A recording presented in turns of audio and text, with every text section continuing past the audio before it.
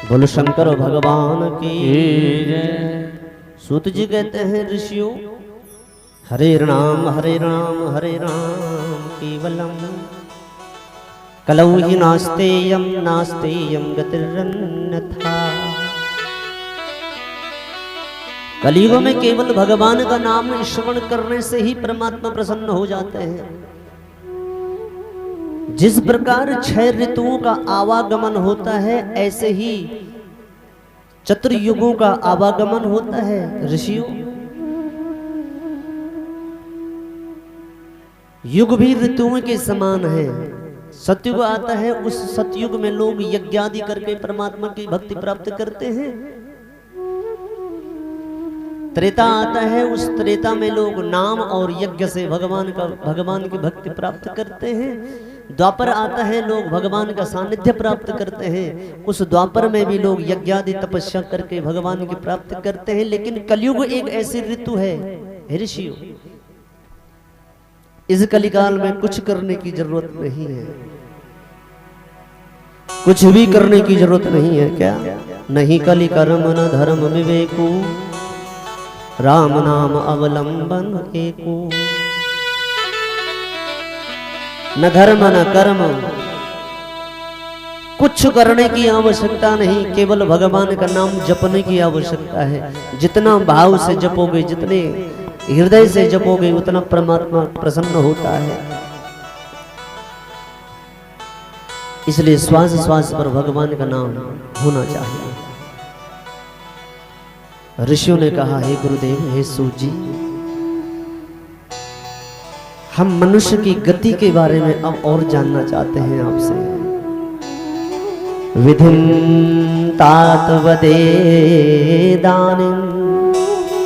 जीव जन्म विधानतः, गर्भे स्थितं च तस्यापि वैराग्यार्थ मुनीश्वर। हे परम मुनीश्वर, हे परम तत्ववेता, हे पुराणों के ज्ञाता सूत जी, मनुष्य की गति और मनुष्य के जन्म के बारे में हम जानना चाहते हैं। सूत जी कहते हैं, हे ऋषियों,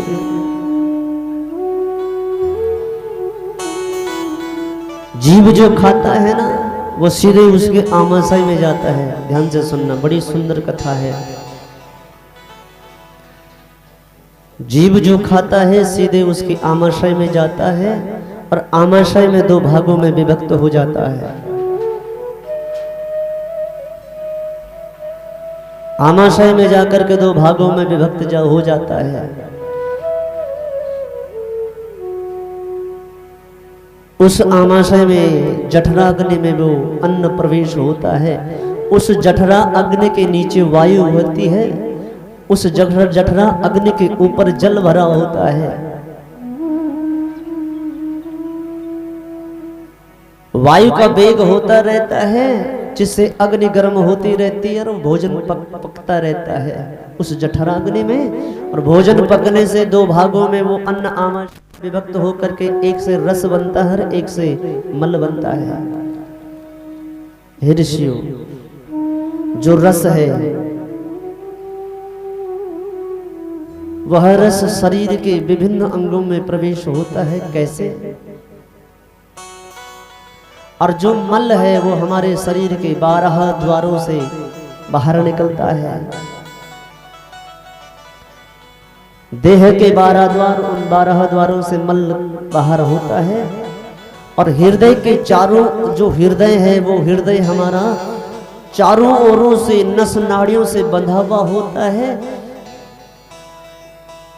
जब जब हम श्वास लेते हैं ऋषियों, तब तब वो हृदय की गति से उन नस नाड़ियों में वो रस भरता है और पूरे शरीर में फैलता है।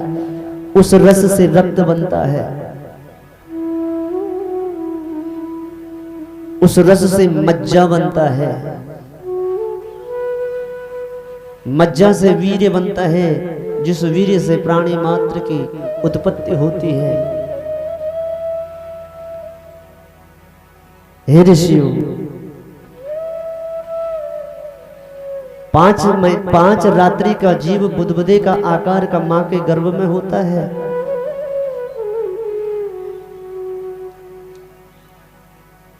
सात रात्रि प्रवेश होने पर उसमें रेखाएं खींचनी शुरू हो जाती हैं ऋषियों, और 7 महीने पर्यंत जहां 7 माह उसको मां के गर्भ में हो जाता है, तो बोले वो उल्टा हो जाता है, उसकी सारी स्मृति लौट करके आती है। कर्म के अनुसार ही हंकार से पकड़ा गया, पेट में 9 मास मां की मांस से जकड़ा गया। समय पूरा हो चुका, चेहरे पे रौनक आ गई, पिछले जन्मों की कहानी याद सारी आ गई।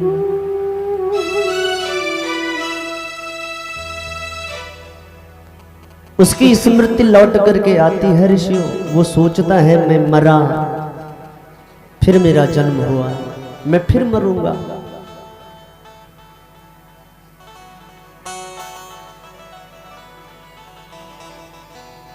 हे ऋषि, उसको जन्म जन्मांतर की कहानियां याद आती हैं।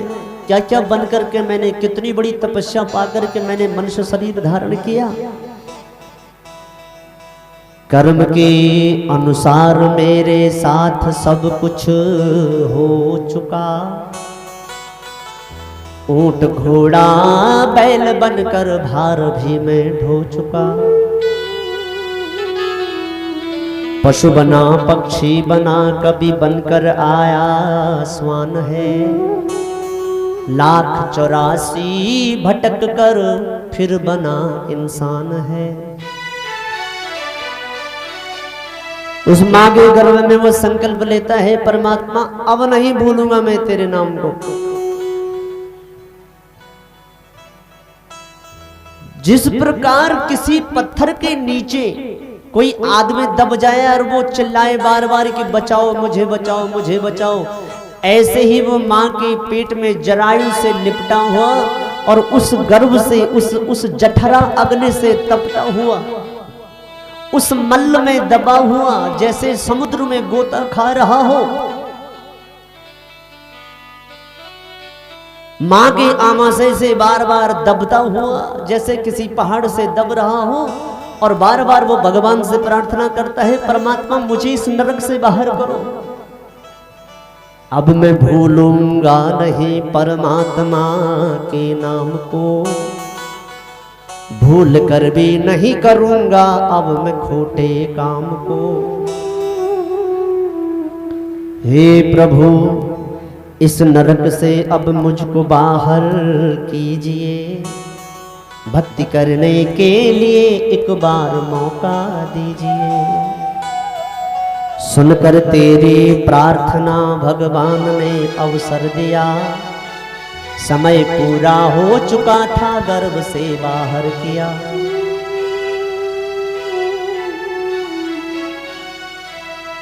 हे ऋषियों, मानो किसी लोहे के बर्तन में जल गर्म कर दिया जाए और उस जल में किसी का हाथ डुबो दिया जाए, कितना दर्द होगा। बोले ऐसे ही जठरा अग्नि से वो मां के गर्भ में पकता रहता है।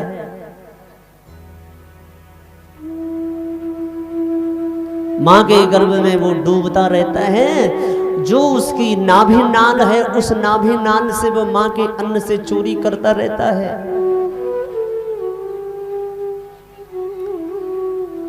हे ऋषियों, जन्मने के 2 दिन पहले,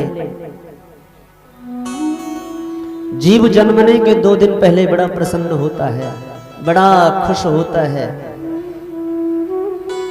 अब मैं उस धरती पर जा रहा हूं जिस धरती पर मेरे परमात्मा राम ने अनेक कृत्य किए, जहां मेरे राम के चरण पड़े, जहां मेरे कृष्ण के चरण पड़े, जहां मेरे भगवान शंकर के चरण पड़े, जहां मां भगवती पराम्बा जगमोला मां भगवती दुर्गा के चरण पड़े, उस धरती पर मैं जाऊंगा। और उल्टा लटका हुआ, कहता सिर केवल मस्तक टेक करके प्रणाम करता हुआ जाऊंगा। जो रज है, जिस रज में भगवान के चरण पड़े वो रज मेरे मस्तक पर लगेगी, मैं धन्य धन्य हो जाऊंगा, मैं कृत कृत हो जाऊंगा। और जैसे ही परमात्मा वायु का वेग उसको बाहर करता है, बोले पल भर के लिए वो देखता है बाहर, गर्भवसात् परम दुःखम कष्टम नैवास्ति कुत्रचित् देहिनां दुःखम बहुतम सुघोरमति संकटम। मैंने गर्भ का दुख झेल लिया, और गर्भ जैसा दुख कभी नहीं होता है। जिस प्रकार सुइयों को लाल किया जाए, हजारों सुइयों को लाल किया जाए और उन सुइयों को किसी व्यक्ति पर चुभो दिया जाए, ऐसा दर्द सह करके आ रहा हूं मैं। पल भर के लिए उसके नेत्र खुलते हैं, वो देखता है, क्या देखता है? बोले बाहर तो यहां तो झूठ ही झूठ है, यहां तो छल ही छल है, यहां तो कपट ही कपट है, यहां तो निंदा ही निंदा है, यहां तो धोखा ही धोखा है। कहां आ गया मैं यहां? और जिस संकल्प को लेकर के वो गर्भ से बाहर आया, वो मुट्ठियां खुल जाती है और कहां कहां करके रोने लग जाता है, मैं कहां आया यहां। सूत जी कहते हैं ऋषियों 335 उसमें अस्त्र पिंजर का बना हुआ मानव, आवाज थोड़ी कम करो, अस्त्र पिंजर का बना हुआ मानव 335 इसमें पेशियां होती हैं, 350 करोड़ उसमें रोए होते हैं। हे ऋषियों, बड़े होने पर इसके 32 दांत होते हैं, 20 उसमें नाखून होते हैं, पित्त का भाग अलग होता है, कफ का भाग अलग होता है, 300 पल इस जीव में रक्त होता है, इसका 14 गुना इसमें मज्जा होता है, और आधा पाव जीव में वीर्य होता है जो जीव का बल होता है, 1 सहस्त्र पल इसमें मांस होता है, और यही सारे शरीर का विवरण है ऋषियों। इस शरीर में 4-4 अंजुल विष्ठा होती है, 4-4 अंजुल इसमें मूत्र भरा हुआ होता है। जिस प्रकार गंदगी से भरा हुआ चमड़े का थैला कभी शुद्ध नहीं हो सकता, जिस